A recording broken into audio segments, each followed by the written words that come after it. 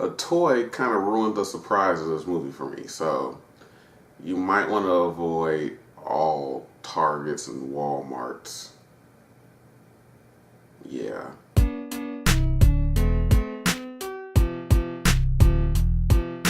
What's up, guys? This is Courtney, one half of the President Deconstruction here, and I'm bringing you my review for Shazam! Spoilers, of course, because I'm just diving straight into it. So this movie stars Zachary Levi, whole bunch of other people. Early on, we got the introduction to Dr. Savannah, and I actually thought it was like an intro to Black Adam for some reason.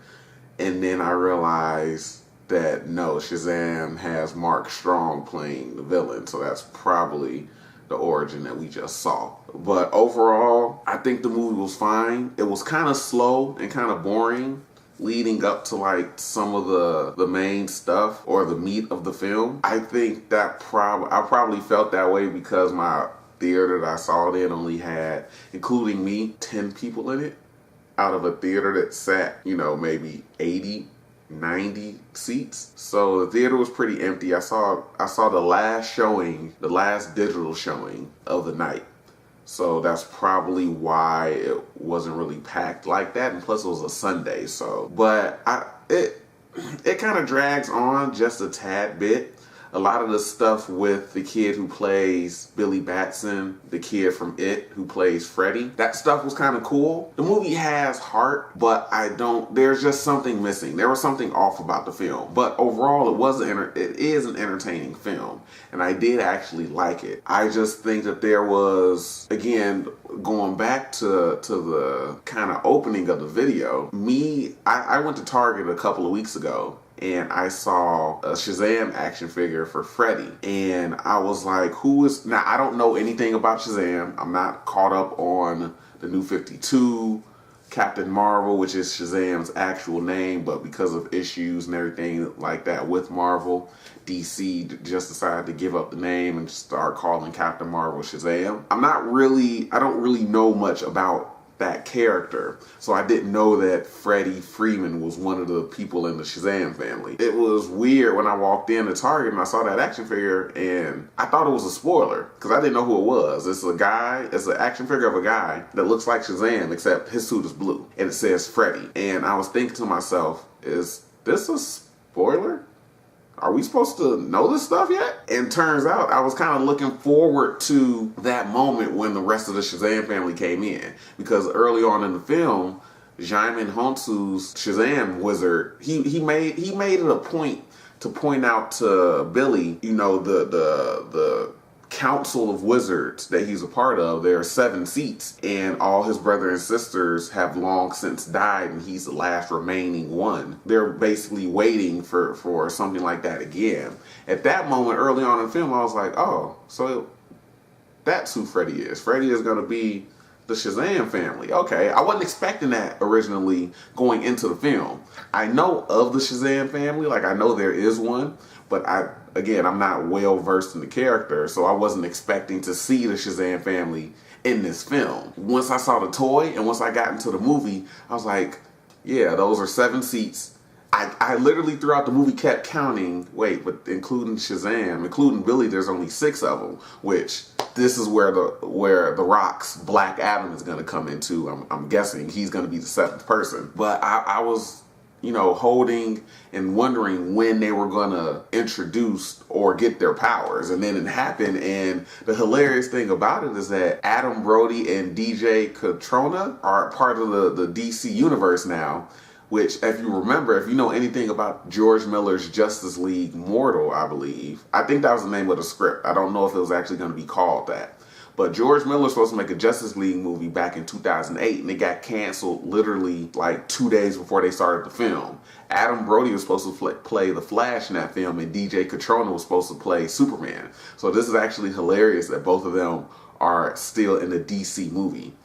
And Megan Good is playing like the Darla, the youngest one, and I just thought it was fucking hilarious because when I knew that the Shazam family was coming, I was wondering who was going to play the adult versions of themselves, and I was surprised as shit to see Megan Good and Adam Brody and DJ Katrona. I'm just saying. But overall, getting back to the actual talking points of the film, it's a fine film. I think a lot of that stuff, a lot of the heart with Billy trying to not really feeling like he fit in with the Foster family, you know, doing a whole bunch of stuff, like the stuff with Freddie and Billy, like skipping school, testing out his powers, doing a lot of that stuff, and Billy not really knowing what he's capable of in that body. It was kind of annoying because I was like, look, dude, you have Dr. Savannah chasing you down, threatening all these people, and you're running away, and you're doing all this other stuff. You have these great powers. Plant your feet, take a stand, and actually fight back, which he does in the film. But there were certain times where I felt like it could have happened earlier. But overall, again, the film is entertaining. It's lighthearted, it's funny. Again, I can't really pinpoint what's off about the film. The comedy mostly lands. It's not like gut busting funny, but there was a moment where I audibly laughed out loud. But all the other times, it was just kind of like, oh, crap, this is really happening. It was kind of that type of humor, at least for me. Mark Strong is great as always in most movies that you will see him in. He was good as Dr. Savannah. They didn't kill him. They opened it up for Mr. Mind, which is another Shazam villain, I believe. Again, overall, it's an entertaining movie.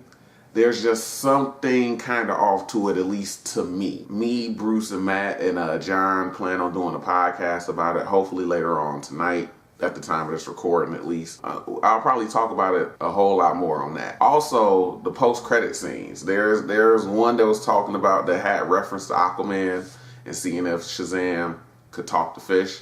And Freddie was like, I don't know, it would be cool to talk to fish, or you can command a bunch of armies. And he was wearing an Aquaman shirt, which is weird because they have merchandising in this film for like Superman and Wonder Woman and Batman and Aquaman. But I have a couple of questions about how they decided on this stuff for the merchandising for some of these characters, but I'll get into that on the podcast. The other thing, the movie ends with Billy showing up to lunch at Shazam like he told Freddie he would, because Freddie was going about bragging about, oh, I know the Red Cyclone, this and that. And he says, oh, I brought in a friend, and it's him, and it's Superman. Now, it's the Henry Cavill Superman suit, but the guy is shot from the neck down. And there were rumors that Henry Cavill was in contract disputes because they wanted a Shazam cameo. And since he kind of wanted more money for the cameo and to continue to appear as Superman, which I can't really blame him for, they went ahead, and we were told reports were there wasn't going to be a Superman cameo. Those reports are kind of true and kind of not true. There is a Superman cameo, we just don't see who's playing him. So it's the Henry Cavill Superman, it's just shot from the neck down.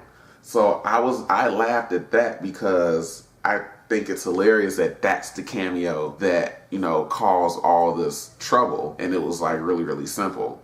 And the first post-credit, the mid-credit scene, it was Mr. Mind and everything like that. I'm interested to see where they're gonna take a sequel for this film, since we have the Shazam family and there's one seat left on the council, and obviously it's gonna go towards The Rock's Black Adam. So I think he just came out and said he congratulated them on the success of the film, and he also said that Black Adam is supposed to start shooting like next year or something like that. So I'm interested in seeing how they're gonna tie everything in, because now you have a group of 6 superheroes running around Philadelphia that are all basically just as powerful as Superman. And then you have somebody that has the same power set as them, that's evil, or at least an anti-hero. Because The Rock has been teasing that Black Adam is going to be an anti-hero. And to be honest, I totally forgot that The Rock was supposed to be making a Black Adam movie. Because The Rock has been cast as Black Adam for at least like 10 years. And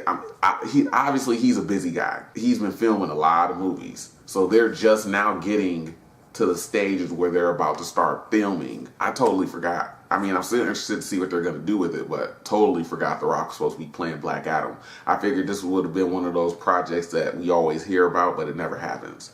So yeah, overall, again, my review on Shazam, it's an entertaining movie. There's just something kind of off about it. I'm sure kids are going to enjoy it. And if you see it in the theater with a whole lot of more people than I did, you probably enjoy it a lot too. So go ahead and check the film out. Hellboy is coming out this week. I plan on seeing that. So a review for that will be up next week. And then the next thing coming probably is Endgame, and you know, I can't wait for that. That's gonna be absolutely amazing. I already know. So check out the other videos, guys. Look forward to the podcast and just stay tuned. Again, as always, thank you for whatever support that you guys are giving, whether it's 1 view, 5, 10, or 100. Thanks again. Take it easy. I'll get up with you guys later.